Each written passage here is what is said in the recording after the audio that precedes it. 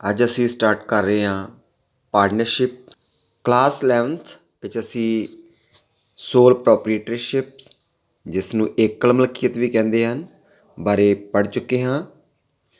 ਜਦੋਂ ਕੋਈ ਵੀ ਵਿਅਕਤੀ ਕਿਸੇ ਸੰਗਠਨ ਨੂੰ ਕਿਸੇ ਆਰਗੇਨਾਈਜੇਸ਼ਨ ਨੂੰ ਇਕੱਲਾ ਹੀ ਚਲਾਉਂਦਾ, ਉਹਦਾ ਓਨਰ ਵੀ ਖੁਦ ਹੁੰਦਾ, ਕੈਪੀਟਲ ਵੀ ਆਪ ਲਾਉਂਦਾ ਅਤੇ ਮੈਨੇਜਮੈਂਟ ਵੀ ਆਪ ਕਰਦਾ ਅਤੇ ਉਸ ਬਿਜ਼ਨਸ ਨੂੰ, ਉਸ ਆਰਗੇਨਾਈਜੇਸ਼ਨ ਨੂੰ ਅਸੀਂ ਏਕਲ ਮਲਕੀਅਤ ਜਾਂ ਸੋਲ ਪ੍ਰੋਪਰੀਟਰਸ਼ਿਪਸ ਕਹਿੰਦੇ ਹਾਂ।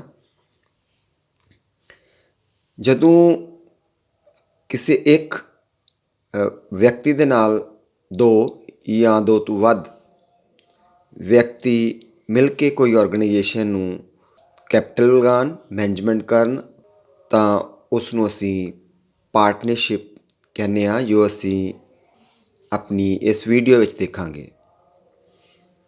ਇੱਥੇ ਪਾਰਟਨਰ 1 ਅਤੇ ਪਾਰਟਨਰ 2 ਮਿਲ ਕੇ ਸਾਂਝੇਦਾਰੀ ਜੋ ਕਿ ਪਾਰਟਨਰਸ਼ਿਪ ਹੈ ਉਹ ਕਰ ਰਹੇ ਹਨ ਅਤੇ ਦੋਨੋਂ ਮਿਲ ਕੇ ਇੱਕ ਪਾਰਟਨਰਸ਼ਿਪ ਫਰਮ ਦੀ ਰਚਨਾ ਕਰ ਰਹੇ ਹਨ। ਭਾਰਤੀ ਸਾਂਝੇਦਾਰੀ ਐਕਟ 1932 ਦੀ ਜੋ ਧਾਰਾ ਸੈਕਸ਼ਨ 4 ਹੈ ਉਹਦੇ ਅਨੁਸਾਰ ਇਸ ਨੂੰ ਇਸ ਤਰ੍ਹਾਂ ਪਰਿਭਾਸ਼ਿਤ ਕੀਤਾ ਗਿਆ ਕਿ ਅਜਿਹੇ ਵਿਅਕਤੀਆਂ ਦਾ ਆਪਸੀ ਸੰਬੰਧ ਜੋ ਕਿਸੇ ਅਜਿਹੇ ਵਪਾਰ ਦੇ ਲਾਭ ਨੂੰ ਵੰਡਣ ਲਈ ਸਹਿਮਤ ਹੋਣ, ਜਿਹੜੇ ਸਾਰੇ ਸਾਂਝੇਦਾਰਾਂ ਦੁਆਰਾ ਜਾਂ ਸਾਰਿਆਂ ਵੱਲੋਂ ਉਹਨਾਂ ਵਿੱਚੋਂ ਕਿਸੇ ਇੱਕ ਦੁਆਰਾ ਸੰਚਾਲਿਤ ਕੀਤਾ ਜਾਂਦਾ ਹੈ, ਨੂੰ ਸਾਂਝੇਦਾਰੀ ਆਖਦੇ ਹਾਂ। ਸਟੂਡੈਂਟਸ, ਇਹ ਪੁਆਇੰਟ ਨੋਟ ਰੱਖਣਾ ਕਿ ਸੈਕਸ਼ਨ 4 ਜੋ ਇੰਡੀਅਨ ਪਾਰਟਨਰਸ਼ਿਪ ਐਕਟ 1932 ਦੇ ਵਿੱਚ ਹੈ, ਉਹਦੇ ਅਕੋਰਡਿੰਗ ਜੋ ਇਹਦੀ ਡੈਫੀਨੇਸ਼ਨ ਦਿੱਤੀ ਗਈ ਹੈ, partnership is the relation between persons who have agreed to share the profit of a business carried on by all or any of them acting for all। ਇਸ ਡੈਫੀਨੇਸ਼ਨ ਦੇ ਬੇਸ 'ਤੇ ਹੀ ਅਸੀਂ ਇਹਦੀ ਜੋ ਫੀਚਰਸ ਨੇ ਉਹਨਾਂ ਨੂੰ ਦੇਖਦੇ ਹਾਂ। ਫਸਟ ਫੀਚਰ ਹੈ ਕਿ ਗੌਰਮੈਂਟ ਐਕਟ ਹੈ, ਇਹ ਸਰਕਾਰੀ ਐਕਟ ਹੈ ਕਿਉਂਕਿ ਦ ਇੰਡੀਅਨ ਪਾਰਟਨਰਸ਼ਿਪ ਐਕਟ 1932 ਸੈਕਸ਼ਨ 4 ਦੇ ਅੰਦਰ ਇਹਦੀ ਜੋ ਡੈਫੀਨੇਸ਼ਨ ਹੈ, ਪਰਿਭਾਸ਼ਾ ਹੈ, ਉਹ ਦਿੱਤੀ ਗਈ ਹੈ। ਇਸ ਕਰਕੇ ਸਾਡੇ ਕੋਲ ਇੱਕ ਗੌਰਮੈਂਟ ਐਕਟ ਹੈ, ਸਰਕਾਰੀ ਐਕਟ ਹੈ। ਸੈਕਿੰਡ ਜੋ ਇਹਦੀ ਫੀਚਰ ਹੈ ਕਿ ਇਹ ਆਪਾਂ ਕੋਲ ਪਰਸਨ ਦੇ ਵਿੱਚ ਐਗਰੀਮੈਂਟ ਹੈ। ਪਰਸਨ ਕਿੰਨੇ ਹੋਣੇ ਚਾਹੀਦੇ ਨੇ? ਮਿਨੀਮਮ 2 ਔਰ ਮੈਕਸੀਮਮ ਜਿਹੜੇ ਨੇ ਉਹ 50 according to company miscellaneous rule 2014। Next ਹੈ ਫੀਚਰ ਥਰਡ, ਐਗਰੀਮੈਂਟ, ਸਹਿਮਤੀ। ਸਹਿਮਤੀ ਜਿਹੜੀ ਪਾਰਟਨਰਸ਼ਿਪ ਦੇ ਵਿੱਚ ਹੈ, ਔਰਲ ਵੀ ਹੋ ਸਕਦੀ ਹੈ ਅਤੇ ਰਿਟਨ ਵੀ, ਬਟ ਐਡਵਾਈਜ਼ੇਬਲ ਇਹ ਚੀਜ਼ ਹੈ ਕਿ ਜੋ ਐਗਰੀਮੈਂਟ ਹੈ ਉਹ ਰਿਟਨ ਹੋਏ ਅਤੇ ਸਾਡੇ ਕੋਲ ਉਹ ਇਨ ਫਿਊਚਰਸ ਕੋਈ ਝਗੜੇ ਦਾ ਕਾਰਨ ਨਹੀਂ ਬਣਦਾ। ਇੱਕ ਸਾਡੇ ਕੋਲ ਐਵੀਡੈਂਸ ਦੇ ਰੂਪ ਵਿੱਚ ਅਸੀਂ ਉਸ ਨੂੰ ਰੱਖ ਸਕਦੇ ਹਾਂ। ਫੋਰਥ ਹੈ ਪ੍ਰੋਫਿਟ ਸ਼ੇਅਰਿੰਗਸ, ਲਾਭ ਦੀ ਵੰਡ ਕਰਨ ਦੀ ਸਹਿਮਤੀ ਹੁੰਦੀ ਹੈ।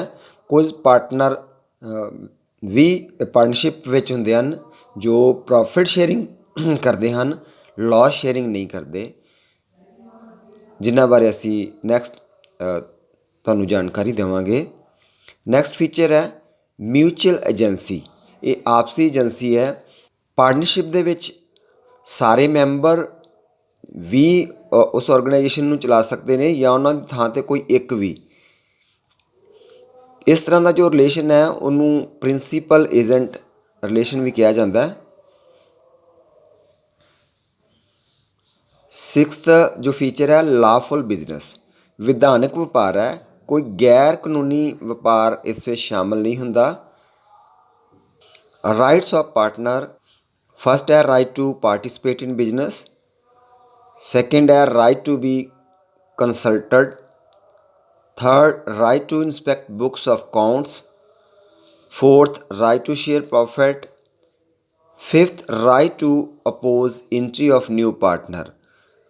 व्यूअर्स ये इंपॉर्टेंट पॉइंट है, इंपॉर्टेंट राइट्स ऑफ पार्टनर है बिकॉज जे अगर पार्टनरशिप ਦੇ ਵਿੱਚ ਸਪੋਜ਼ ਕਰੋ ਸਾਡੇ ਕੋਲ 40 ਪਾਰਟਨਰ ਨੇ, 39 ਪਾਰਟਨਰ ਐਗਰੀ ਹੋ ਜਾਂਦੇ ਨੇ admission for the new partner, but ਇੱਕ ਜੋ ਪਾਰਟਨਰ ਹੈ ਉਹ ਐਗਰੀ ਨਹੀਂ ਹੁੰਦਾ, ਉਹ ਇਨਕਾਰੀ ਹੈ, ਤਾਂ ਤਦ ਉਸ ਨਿਊ ਪਾਰਟਨਰ ਨੂੰ ਅਲਾਉਡ ਨਹੀਂ ਕੀਤਾ ਜਾਏਗਾ ਉਸ ਪਾਰਟਨਰਸ਼ਿਪ ਦੇ ਵਿੱਚ, ਚਾਹੇ 39 ਐਗਰੀ ਵੀ ਹੋਣ।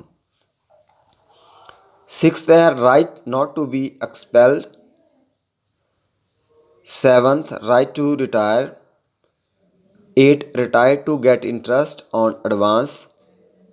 9th right to get remunerations. और 10th right to get interest on capital. Student partnership deed is a written agreement among the partners providing for rules and regulations। Partnership deed ਸਾਡੇ ਕੋਲ ਇੱਕ written agreement ਹੈ ਜਿਹਦੇ ਵਿੱਚ rule and regulation ਲਿਖੇ ਹੁੰਦੇ ਨੇ, ਅਤੇ ਜਿੰਨੇ ਵੀ ਸਾਡੇ ਕੋਲ ਪਾਰਟਨਰ ਹੁੰਦੇ ਨੇ ਉਹਨਾਂ ਸਾਰਿਆਂ ਦੇ ਇਹਦੇ ਅੰਡਰ ਸਾਈਨ ਹੁੰਦੇ ਨੇ ਅਤੇ ਸਟੈਂਪ ਲੱਗਦੀ ਹੈ ਐਜ਼ ਪਰ ਸਟੈਂਪ ਐਕਟ ਦੇ। ਇਹ ਸਾਹਮਣੇ ਤੁਹਾਡੇ ਕੋਲ ਇਮੇਜ ਹੈ ਇੱਕ ਪਾਰਟਨਰਸ਼ਿਪ ਡੀਡ ਦੀ। ਇਸ ਦੇ ਅੰਦਰ ਜੋ ਕੰਟੈਂਟ ਹੈ ਬਹੁਤ ਸਾਰਾ ਕੰਟੈਂਟ ਹੁੰਦਾ ਹੈ, ਜਿਹਦੇ ਵਿੱਚ ਅਸੀਂ nature of the firms, name and detail of all partners, date of commencement of business, capital contribute by each partner, profit and loss sharing ratios, interest on capital to partners, interest on drawing, interest on loan etc। ਬਹੁਤ ਸਾਰੇ point ਜੋ ਇਹਦੇ partnership deed 'ਚ ਲਿਖੇ ਹੁੰਦੇ ਨੇ ਤਾਂ ਕਿ ਇਨ ਫਿਊਚਰਸ ਇਸ ਪਾਰਟਨਰਸ਼ਿਪ ਦੇ ਵਿੱਚ ਕਿਸੇ ਤਰੀਕੇ ਦੇ ਵੀ ਕੋਈ ਉਲਝਣ ਨਾ ਪੈਦਾ ਹੋਵੇ, ਕੋਈ ਝਗੜਾ ਨਾ ਹੋਵੇ, ਅਤੇ ਇੱਕ ਐਵੀਡੈਂਸ ਦੇ ਰੂਪ ਵਿੱਚ ਇਸਤੇਮਾਲ ਕੀਤੇ ਜਾਂਦੇ ਨੇ। ਇੱਕ ਸਾਡੇ ਕੋਲ ਪਾਰਟਨਰਸ਼ਿਪ ਫਰਮ ਦੇ ਪੁਆਇੰਟ ਦੇ ਵਿਊ ਤੋਂ ਤੁਸੀਂ ਇਹ ਦੇਖਣਾ ਹੈ ਕਿ ਜੇਕਰ ਪਾਰਟਨਰ ਕੈਪੀਟਲ ਇਨਵੈਸਟ ਕਰਦੇ ਨੇ ਤਾਂ ਪਾਰਟਨਰਸ਼ਿਪ ਫਰਮ ਬਦਲੇ ਵਿੱਚ ਉਹਨਾਂ ਨੂੰ ਇੰਟਰਸਟ ਦਿੰਦੀ ਹੈ। ਜੇਕਰ ਉਹ ਕੋਈ ਐਕਸਟਰਾ ਸਰਵਿਸ ਕਰਦਾ ਉੱਥੇ ਉਹਨੂੰ ਪੇਡ ਕਰਦੀ ਸੈਲਰੀ। ਜੇ ਕੋਈ ਪਾਰਟਨਰ ਫਰਮ ਨੂੰ ਲੋਨ ਪ੍ਰੋਵਾਈਡ ਕਰਦਾ ਹੈ ਅਤੇ ਬਦਲੇ ਵਿੱਚ ਪਾਰਟਨਰਸ਼ਿਪ ਫਰਮ ਉਹਨੂੰ ਲੋਨ 'ਤੇ ਇੰਟਰਸਟ ਦਿੰਦੀ ਹੈ। ਜੇਕਰ ਕੋਈ ਪਾਰਟਨਰ ਡਰਾਇੰਗ ਕਰਦਾ ਹੈ ਫਰਮ ਤੋਂ ਤਾਂ ਬਦਲੇ ਵਿੱਚ ਉਸ ਨੂੰ ਇੰਟਰਸਟ ਦੇਣਾ ਪੈਂਦਾ ਪਾਰਟਨਰਸ਼ਿਪ ਫਰਮ ਨੂੰ। ਇਸ ਤੋਂ ਇਲਾਵਾ ਐਕਸਟਰਾ ਜੋ ਉਹਨਾਂ ਕੋਲ ਮਨੀ ਹੈ ਪਾਰਟਨਰਸ਼ਿਪ ਫਰਮ ਕੋ ਉਹਨੂੰ ਉਹ ਰਿਜ਼ਰਵ ਦੇ ਰੂਪ 'ਚ ਵੀ ਸੇਵ ਕਰ ਲੈਂਦੀ ਹੈ। ਸਟੂਡੈਂਟ ਨੈਕਸਟ ਸਾਡੇ ਕੋਲ MCQ ਨੇ। ਫਸਟ MCQ ਵਿਚ the article of Indian partnership act 1932 provide the meaning of partnerships. Right answer है आर्टिकल 4। सेकंड क्वेश्चन है what is the minimum partner in the partnership. Right answer है 2। Question third which document is made in a written agreement. Right answer है partnership deed. Fourth question है which relation have in mutual agency features of partnership. Right answer है principal agent. Fifth question है a sharing of losses is necessary for partnership. Right answer है no.